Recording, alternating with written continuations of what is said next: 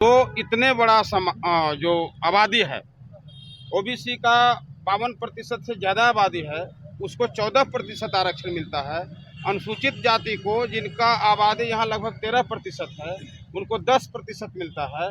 और जिनका आबादी 25% है, 26% है, उनको 26% मिलता है। तो हमको कोई विरोध नहीं है, उनको 26 मिलता रहे।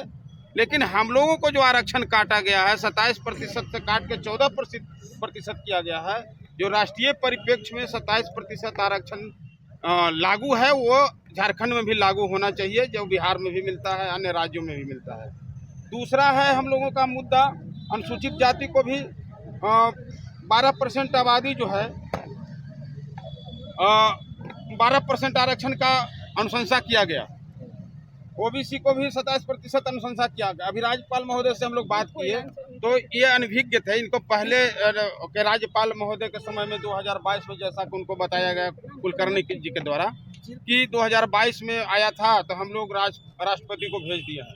लेकिन उसमें संशय यहाँ उत्पन्न हो गया कि अपना आरक्षण भी वो 6% बढ़ा लिए।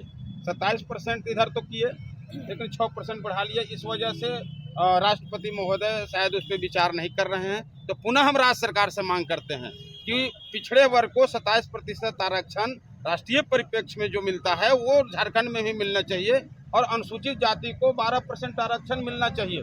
और हमारे यहाँ पलामू और गढ़वा में कुड़ुख भाषा और नागपुरी भाषा नहीं बोला जाता है, तो वहाँ के प्रतियोगी परीक्षाओं में अनिवार्य किया गया है। तो वहाँ के बच्चे जो कुड़ुख और नागपुरी भाषा नहीं जानते हैं, वो अगर एग्जाम देते हैं तो फेल कर जाएंगे।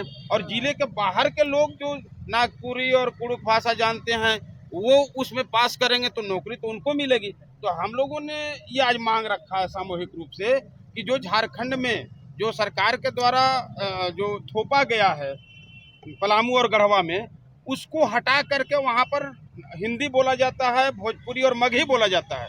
तो इस भाषा को अनिवार्य किया जाए। तो ये 3 मांग थी और तीनों मांग पर हम लोगों ने राज्यपाल महोदय का ध्यान आकृष्ट कराया है। और बड़े गंभीरता से इन्होंने सुना और अनभिज्ञता जाहिर किया कि 14% कैसे मिलता है। तो बोले वो जो उनके कुलकर्णी जी, वो बोले कि पहले से ही यह है। हम बोले कि झारखंड बनने के बाद 14% हम लोगों को हुआ है। बिहार में हम लोग 2000 के पहले, 15 नवंबर 2000 के पहले 27% मिलता था।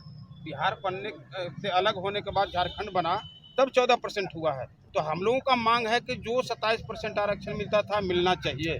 तो बोले कि 50% का सीमा को आगे नहीं बढ़ाना था। बोले कि अब 10% जो बढ़ गया है, तो 10% जो बढ़ा तो 60% हो गया। तो अब तो कम से कम 60 को भी बढ़ा करना चाहिए, क्योंकि ओबीसी इतना बड़ा समाज है और इसके साथ अगर अन्याय हो रहा है तो हम लोग ओबीसी समाज के लोग इसको बर्दाश्त नहीं करेंगे। उसमें कई जातियां हैं, 1000 जातियां हैं ओबीसी का, जिसमें मुसलमान भी आते हैं। उसमें बहुत से जाति है जो राज्य में है, लगभग कई 100 जातियां हैं। तो सारे को मिलाकर के 14% जो है बहुत कम है। राष्ट्रीय परिप्रेक्ष्य में 27% ऐसे ओबीसी आयोग का अनुशंसा जो है वो तो 36% का है। जो पिछड़ा वर्ग आयोग ने अनुशंसा किया है वो 36% किया है। लेकिन हम लोग 27% मांग रहे हैं कि कम से कम 27 तो मिलना ही चाहिए हर हाल में। दूसरे समाज को मिला है और अपने ज़्यादा ले लिए हैं। हमको विरोध नहीं है, आप अपना राज्य में मालिकाना हक रखते हैं, आप जितना मर्जी ले लीजिए। लेकिन हमारा जो राष्ट्रीय परिप्रेक्ष्य में 27% मिलता है उसको मिलना चाहिए।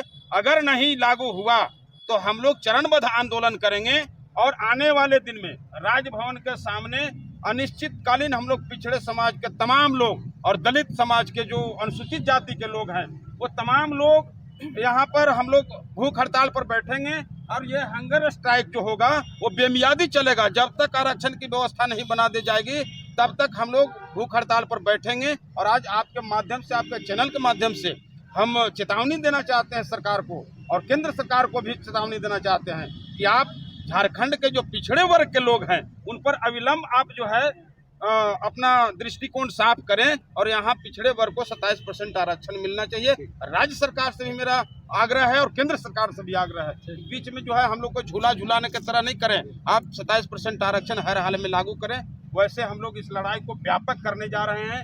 हर जिले में अपने पिछड़े वर्ग को संगठित करके हर जिले में हम लोग उनको धरना प्रदर्शन के माध्यम से सरकार का ध्यान आकृष्ट कराएंगे। और फिर मुख्यमंत्री जी के पास भी हम लोग डेट लेकर के उनसे हम लोग तिथि तय करा करके और उनको भी हम लोग ज्ञापन देने का काम करेंगे कि आप मुख्यमंत्री जी पुनर्विचार करिए आप इस पर, और एक बार आप सरकार के माध्यम से